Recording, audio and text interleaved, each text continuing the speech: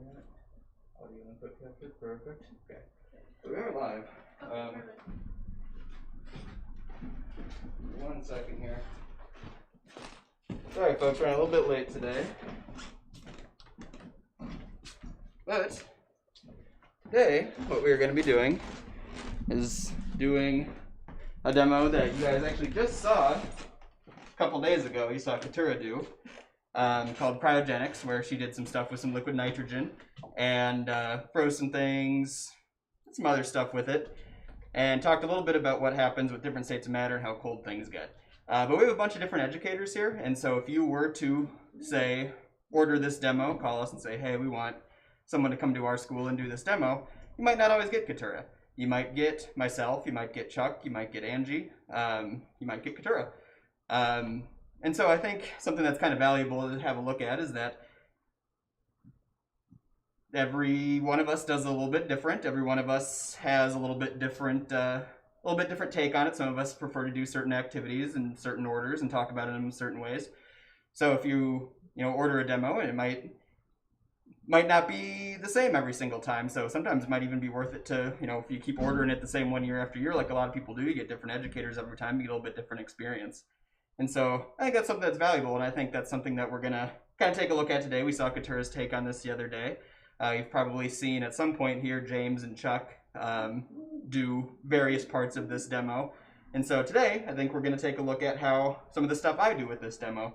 And I'm gonna be tweaking it a little bit just for the sake of not exactly repeating some of the same activities that Katura did. I just wanted to showcase a few of the things that might also come with this demo if you were to order this and have one of us come and see it. So first things first, we are going to take a look at our liquid nitrogen. And so we have a cooler that currently is empty, a little grimy in there, but empty. And then liquid nitrogen has to be in a big carrier case like this. Because liquid nitrogen is very cold, and one of the things that's true with liquid nitrogen is that because it's so cold, it evaporates really fast. So you have to have a really expensive, really heavily insulated carrier when you are storing it, otherwise it'll just all evaporate right away. Even like our cooler, we only put a little bit in there, and because by the end of the demo, it's already starting to evaporate. So what I'm going to do is pour some into my cooler here, and maybe you guys can see what it looks like as it's coming out.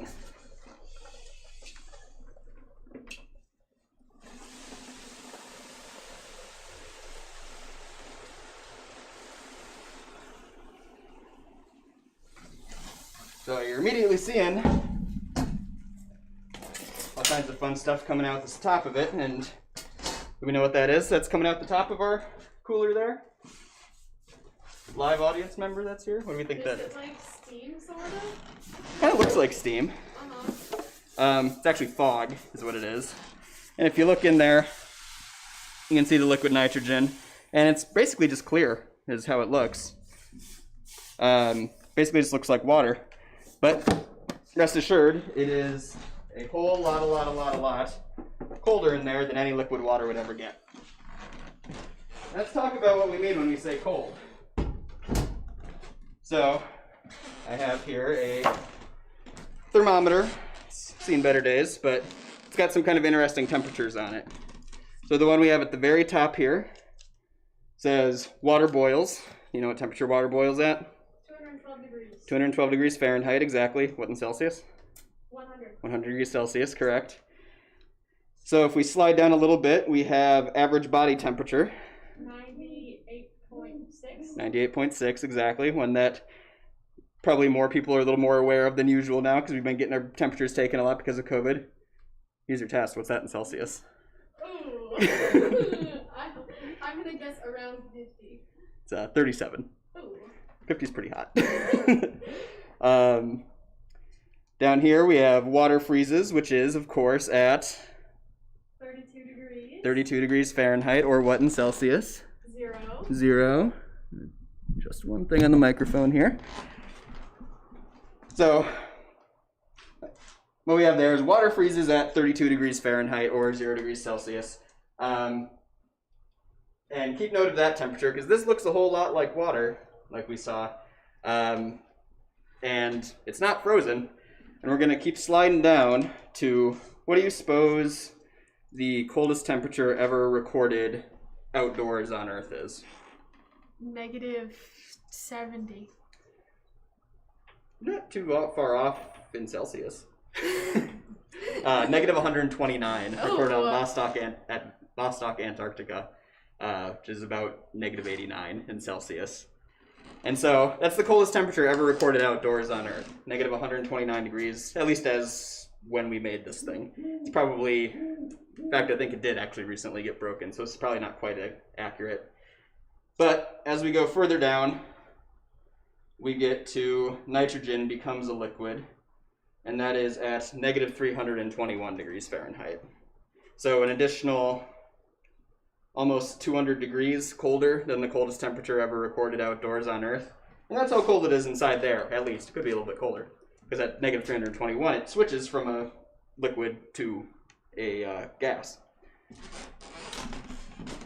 And so,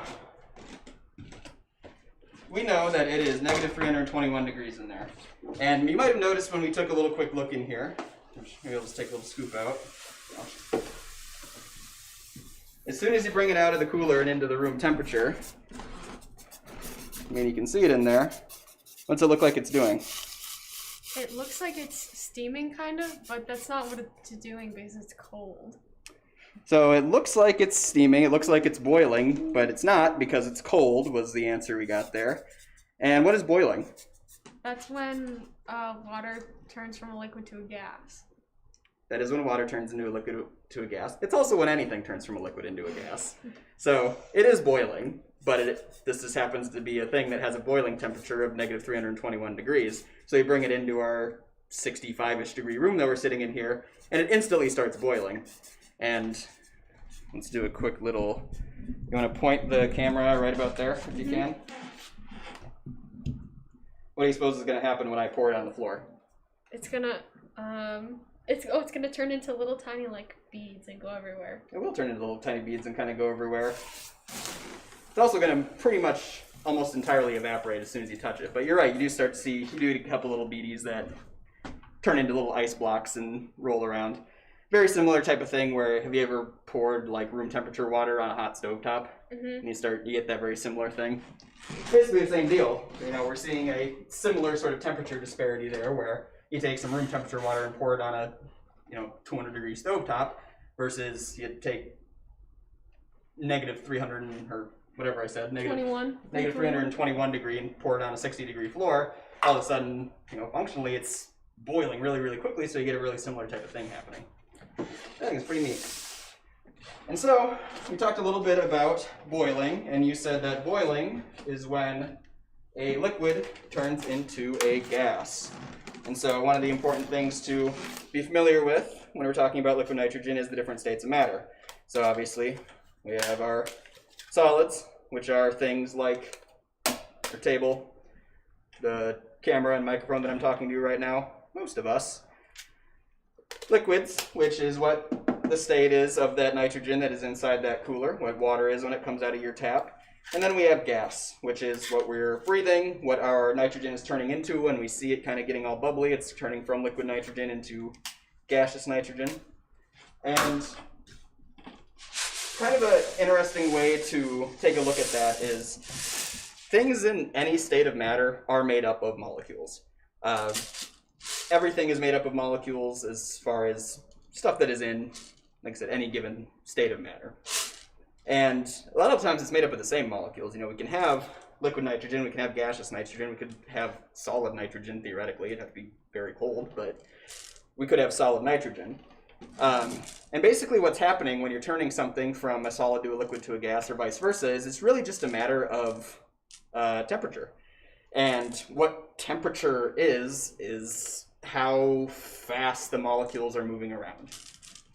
And so we can imagine that we have here inside my little plastic thing, we have all these little metal BBs. And if we imagine that these little metal BBs are molecules, we can use it to illustrate kind of what the molecules are doing in a given state of matter. So if we have them sitting here, just sitting on the bottom, not moving really at all, and really nothing really fully stops moving unless it's at absolute zero, so everything's kind of vibrating a little bit all the time, what do we say that state of matter is? Solid. That's a solid, exactly. And now we add a little bit more heat into the equation. There's a little bit more energy being put into this. Gives the molecules a little bit more energy to move a little bit more. So they're kind of sloshing around, they're filling up the bottom and moving around relatively freely, but they're not like flying around all over the place. That, of course, is a liquid. And then you just keep pumping more energy into it, and all of a sudden the molecules have all the energy they need to really start stretching out the bounds of their connections with one another, and they basically just get to fill up everywhere. They'll go and fill up whatever space they're in. They'll expand out to that entire space, and that is, of course, a gas. A gas, exactly. And interesting thing to think about is we talk about it as these very specific states of matter, like, oh, it's a solid, it's a liquid, or a gas. But can we have something that is more solid than something that is already a solid? Yes. I would say yeah. Because what you can do is you can have something that's a solid, like, say, for example, we have a piece of celery here. This is a solid. You know, it's holding its shape. It's not spreading out upon the table when I set it there. But let's make some notes of the properties of this solid. What do we think? It's green. It's green. It's a good one. It's got a little bend to it, but it's, a little kind of snappy. I could break it and snap it if I wanted to. In fact, why not? There we go. It breaks like that. Smells like celery. And like I said, it's solid. A little bendy, a little crispy. What do we suppose is going to change about, if we go at the top here, these are kind of wispy and they're still solid, but they kind of move around and they're kind of flexible up here even more than normal. What do we suppose will happen if I throw this into the liquid nitrogen? I think it's going to get really stiff and hard. I think it's going to get really stiff and hard. And why is it going to do that? Because, like I said, we are taking energy away from it when we are cooling it down. The heat that is in that piece of celery is getting sucked out of it by that liquid nitrogen. And so as a result, the molecules that make it up are going from, maybe vibrating like this, all of a sudden they're kind of barely jiggling there. And so, like I said, when I ask, can something be more solid than a different thing? I'd say arguably, yeah. And there are kind of certain properties that we associate with being more solid. So,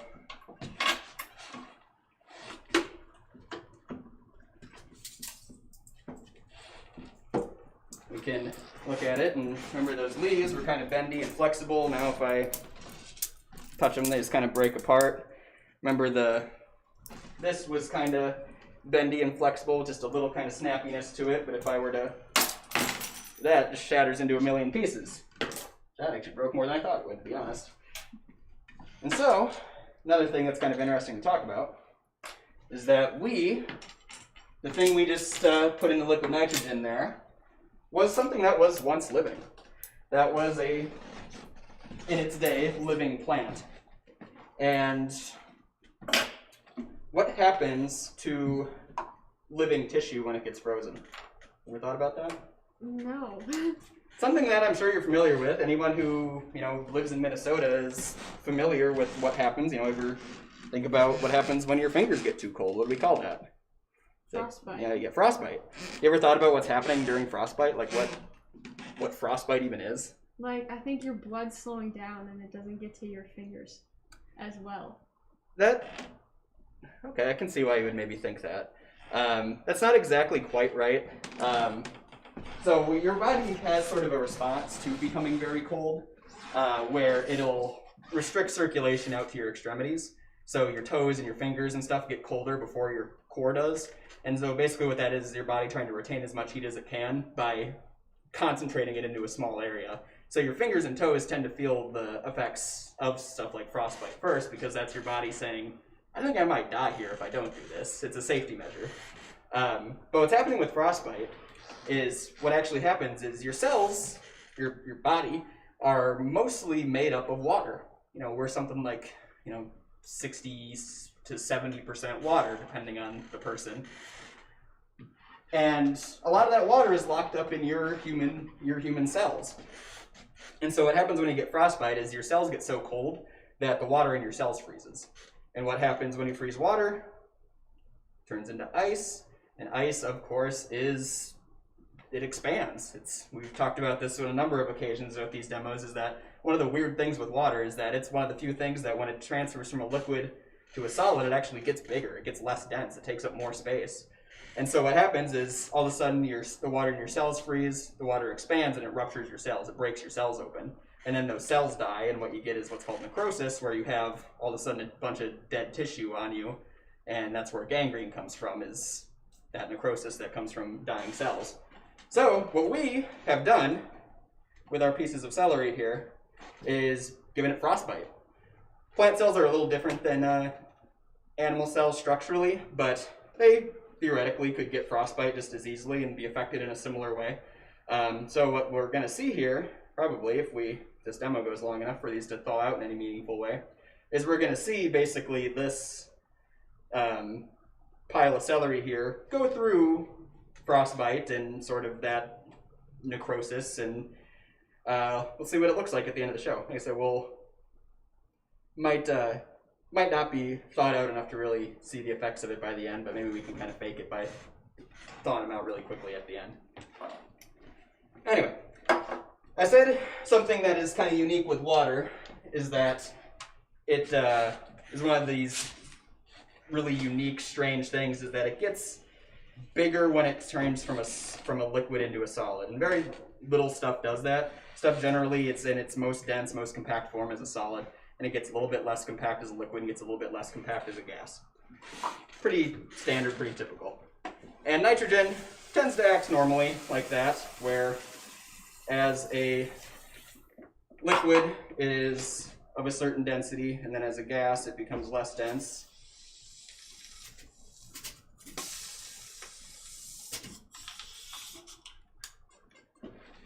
And so what I had there was just water that was inside that jug, and I poured some of the liquid nitrogen in it. And of course, what happened to the nitrogen when I poured it into the water? It boiled. It boiled. It went from a liquid to a gas. And so then what do I have in my balloon? Gaseous nitrogen. Gaseous nitrogen. Pure nitrogen, pure-ish nitrogen in a gaseous form. And you can see the amount that I poured in there was, just a little bit at the bottom of this cup here, but it was enough to fill up this balloon and then some. But when I poured it into the water, it's still coming out. I could maybe even try and see if I can get a second balloon out of it even this long after. Not a lot left in there, but it's got some. And so you're seeing how much this nitrogen expands. And again, just like we were talking about how something can be more solid than solid when you slow it down, when something goes way, way, way beyond its boiling point, and the more you heat it up, the more it expands. So we can almost think of it as even being like more of a gas. And this is, if you come and visit us at the Science Center, this is how like the hot air balloon works, for example. So you heat up the air, and that extra energy allows the molecules in the air to spread further and further apart. They get less dense, so you have fewer molecules per cubic foot in there, which makes it rise in the kind of soup that we're always living in, and it brings the balloon up with it. And the same thing's happening here. So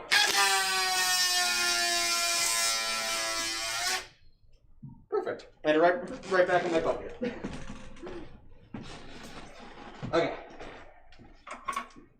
This is one that you guys saw Katara do, where we have, of course, two objects here. Solid, confirmed, they are solid, right? We have a metal ball and we have a metal hoop. And if I work it just right, I can just barely get that metal ball through that metal hoop. Now, what are we going to do? Let's see. How's about... we'll throw the ball in there. So now, hypotheses. I think that the ball is going to fit better in the ring because it's going to get smaller. I think that the ball is going to fit more easily through the hoop because it's going to get smaller. And why is it going to get smaller? Because you're taking away the heat, so it's like compressing it. Yep. You take the heat out, the molecules slow down, they clump together more closely. Great hypothesis. It's almost like you've seen this before. Or you've just been paying attention, because this is already a concept we've talked about. Give you the benefit of the doubt on that. Yeah, meanwhile, while that's working, how's about we take a look at these guys. So what I have here are 2 pennies, and this one is from 1967. It's a 50-something-year-old penny. This one is from 2015, so 6 years old, much more recent penny. And what I'm going to do is I'm going to throw both of these pennies into liquid nitrogen as well. And again, let's talk about some potential hypotheses. Why would I throw those pennies in there? What's going to happen to those pennies when they go into the nitrogen? They're going to become more brittle. They're going to become more brittle. So, talking about like the celery did, it got brittle. Probably going to shrink a little bit, because, like I said, when we cool things down, they generally are going to shrink. Why do you think I put 2 of them in there? Something to do with the different dates. There's something different about the pennies. Yeah. Great hypotheses. We'll test them out in a second here, but our ball is probably done. So, our hypothesis that we came up with was that the ball was probably going to fit more easily through the hoop after being in liquid nitrogen, because the ball was going to shrink, and of course, it does. Easy peasy, no problem. Now, I wonder, before we throw the other end in there, how quickly we can get to a point where it doesn't fit through there, where this is going to be warming up out at room temperature, and that's going to be cooling down liquid nitrogen. We'll see what happens. Okay. Here's another good test. Throw it in there. Again, let's talk about some properties here of a ball. It's yellow and soft. It's yellow, it's kind of squishy. Bounces a little bit. Not in the greatest shape, but it's solid. It's squishy, but it's solid. And again, we'll throw that in there. Got all kinds of fun stuff. And at this point, our pennies are probably done. Let's scooch our celery to the side there. Ouch. Still very cold. Can confirm. Actually, let's see. Pretty pretty. Oh yeah, there we go. Already doesn't fit. What's that been? Less than a minute, probably. Mhm. I did that like that. Now they're stuck. Okay. So, as far as the pennies go, the hypothesis we came up with was that they're going to be more brittle when they come out, and they're maybe not going to necessarily have the exact same properties when they come out, because I put 2 of them in there, and why would I do that unless there was something different about them? And so, what we're going to do first is we are going to bring out the old penny. If I can wrangle it. My tongs here. So that penny was from 1960 something.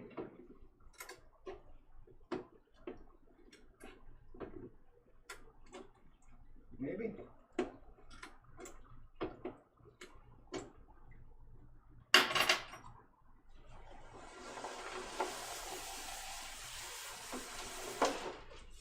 You know, this is a classic struggle with this demo. They're in pennies. There we go. Use a little nitrogen with it, but we got it. So we have our 1960 something penny. It's on its face, so I can't read it. And of course, what we're going to do is we're going to give it a whack with a hammer and see what happens with it. So what do we think? I don't know. I don't think it's say it fast before it warms up. I don't think it's gonna break. You don't think it's gonna break? Okay.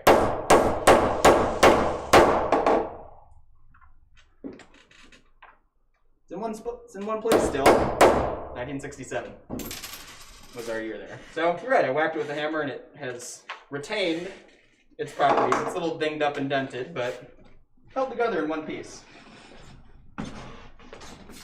Easy peasy.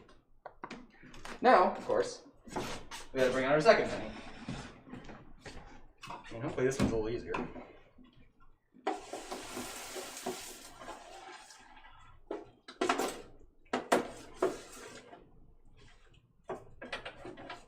Be a little careful there, the cup's gonna get too cold. Yep. So there's our 2015 penny. Now what do we suppose is going to happen?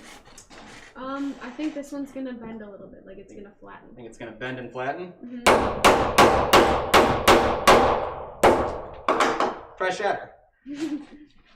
And so, why might that happen? Because they're made out of different things. They are made out of different things. And what are pennies made out of? Copper? Copper. Up until I think it's 81, they're made out of copper. And then right around that, late 70s, early 80s time, you start having an issue where there is way more copper. There's way more than a penny's worth of copper in a penny. The metal it was made of was worth more than the actual denomination was. And so what they did was, rather than make them out of copper, they switched the material and they started making them out of zinc, which is a cheaper metal.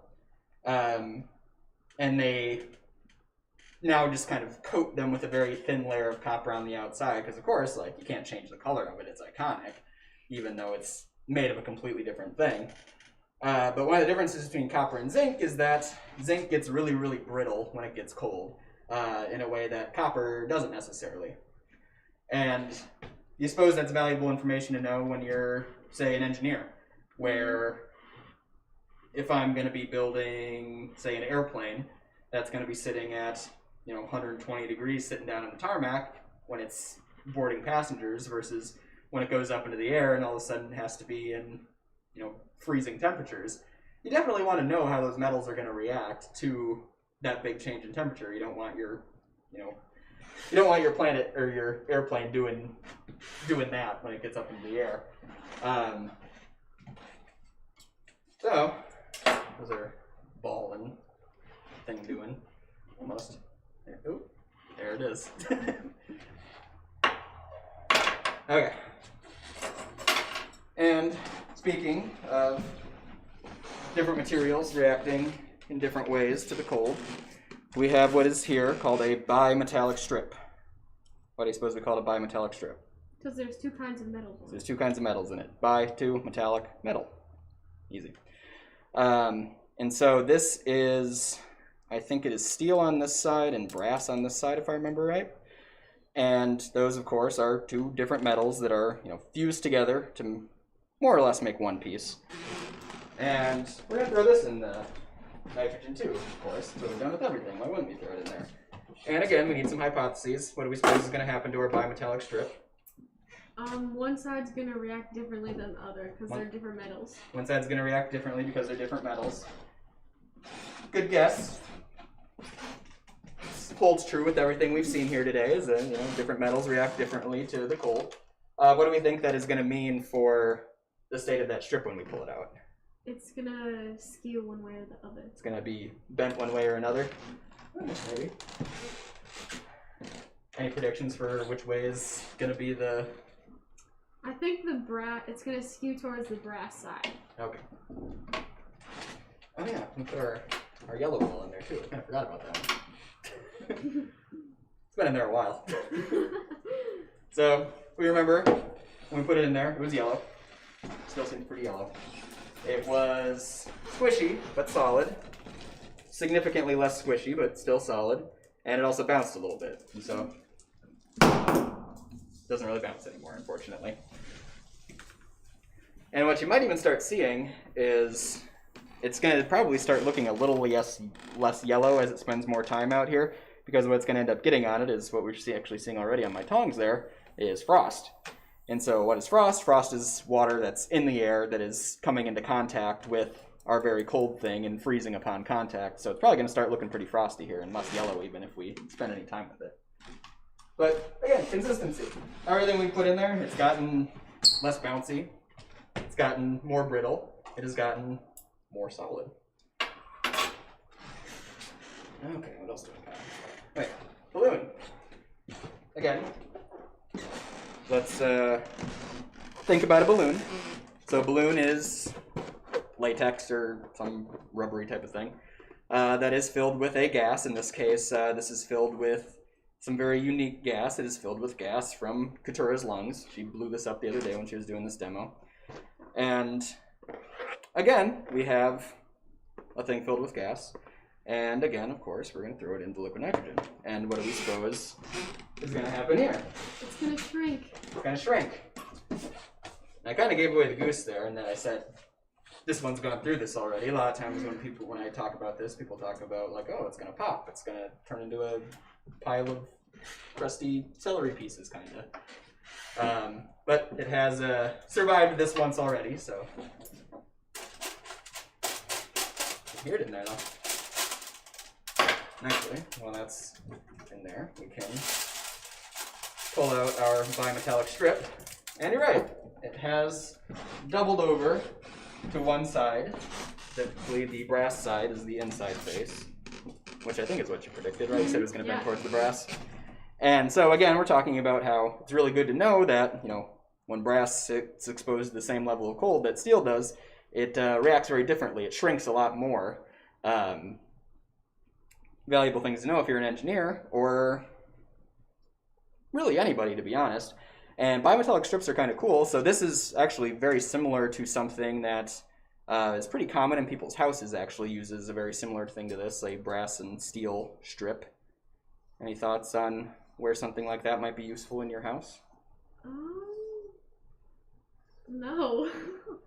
So, I don't know if they still do this, but the way a lot of thermostats, older thermostats work, is they rely on a strip like this, and when it's of a certain temperature, it starts to bend, and it either completes or breaks a circuit to kick your heater on. So you can, this bends at a predictable rate with a given temperature. You can build something like thermostat around it that, like I said, turns your heater on.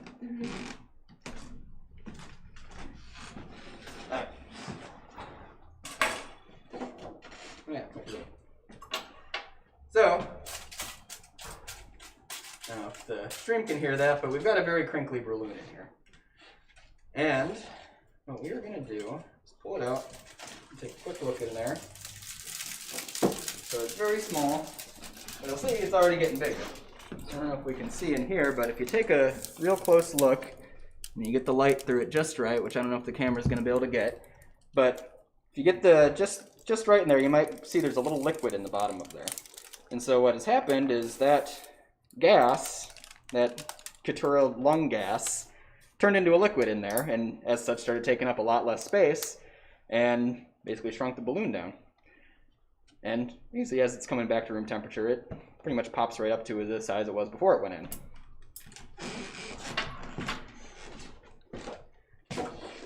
Throw it back in there.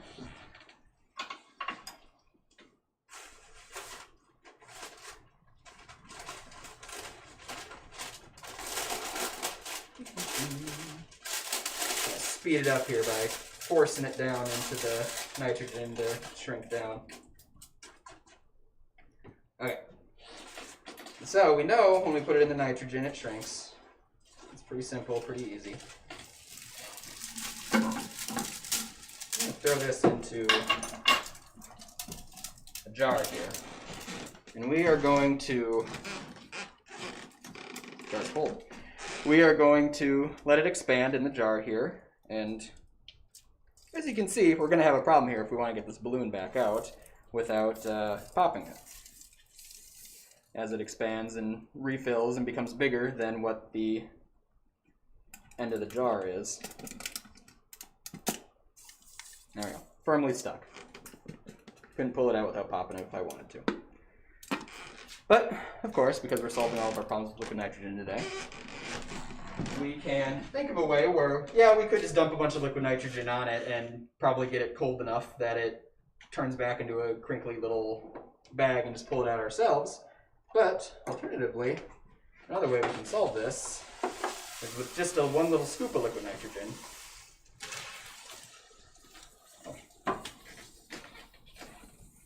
Ooh, gonna make it? Not quite. Alright, take two. So we have our balloon. It is a little bit too big for its spot. We have one scoop of nitrogen to save the day. Maybe.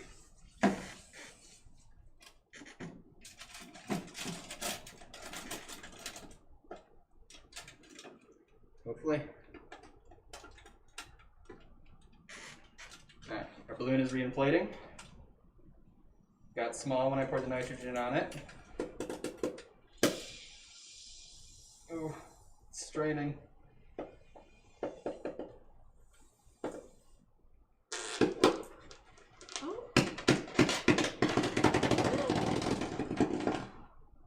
Voila. So, what happened there? What did happen?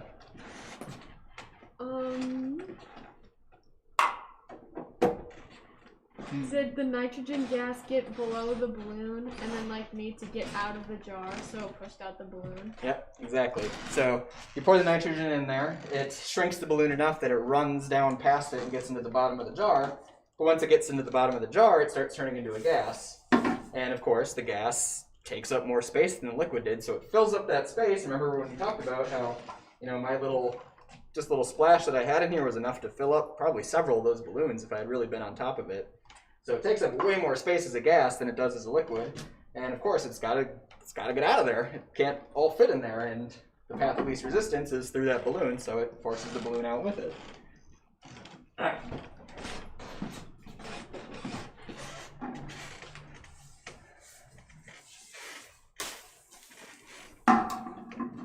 Let's take one last look at our celery. It is mostly thawed at this point. And take a look at our celery that we had at the start. So remember, it's green, it's kind of crisp, a little bendy. Not a whole lot of bend to it. If I bend it too far, it's going to snap. I'm not going to do that. Although, why not? Who cares? We're done with it at this point. Kind of snappy, kind of bendy. And one of the things you might notice with our old celery, or our celery that we threw in the liquid nitrogen, is that my hand is suddenly very wet. And that's not liquid nitrogen that's all over my hands, that's water. And where do you suppose that water came from? From inside the celery. From inside the cells of the celery. So that's all that water that was trapped inside the cells of the celery. The cells start rupturing because they get very cold and the water freezes and it breaks the cell walls and cell membranes of the celery and starts leaking out, and now we have a very wet pile of very kind of mushy, kind of gross, there's some good audio, celery. And so, like I said, that's basically what's happening to you when you get frostbite. Like I said, the water in the cells expands, breaks the cells, kills them, and you end up with, I said, what would if we were to let it go even longer. Normally when we do this, we do it with a banana. And what happens with the banana is it immediately starts turning like really brown and gross and mushy. So the banana shows it really well. But the celery actually shows it well too. That was kind of a new experiment where I've never done it with the celery, and I expected it would work fine, and it did, but doesn't quite have that same color change that the banana does when you do it that way. But still, gets a lot wetter. shows off the leaking water a lot more because there's more water in a celery than a banana. So yeah, wear your mittens outdoors, I guess is what I'm saying, because you'd rather have your toes be this than that when you come back inside. But anyway, I think we're probably at plenty of time here. So remember, wear your mittens when you're outdoors so you don't turn into a pile of gross celery mush. And we are doing these shows every day at 3:30. We are on days like today, like Tuesday, Wednesday, and Thursday, where we're not open to the public. We're generally streaming to an empty audience here, so makes the days when we are open, which is Friday from 9:30 to 5:30, Saturday from 9:30 to 5:30, Sunday from 1 to 5:30, and Monday from 9:30 to 5:30, kind of all the sweeter because it makes us appreciate the guests that are here more when I can lob out questions and someone besides Savannah can answer them. I can get more questions from the audience. I always appreciate that. So if you're coming in on one of those days that we're open, highly recommend coming in around 3:30 because we'll be doing one of these shows. We don't charge any extra fee for the guests that are coming in to do them. And it's good practice for us. I haven't done this show, maybe you could tell. I haven't done this show in like a year probably at this point because we've been shut down for COVID for so long. So it's good practice for us to get to interact with the audience. I hope it's a good experience for you guys to come and see it live and hopefully learn a little something new. And for our digital audience, thank you out there for watching as well. And if you want to come and visit with us, you're welcome to. And for our today non-existent live audience, go out and follow us on any of our socials that we stream from. So that's twitch.tv/Headwaters Science Center, facebook.com/Headwaters Science Center, and youtube.com/Headwaters Science Center, and facebook.com / Headwaters Science CTR. You can catch the streams. We go live every day on all 3 of them simultaneously. Same broadcast on all 3. But anyway, if you want to come and visit, you can come on Friday. Otherwise, tomorrow it is going to be, I think, Katura, probably, well, either Katura or Lee is going to be doing a rabbit reading with the rabbit. Sit down with a book and read it to one of the animals. So that sounds interesting to you. Tune back in at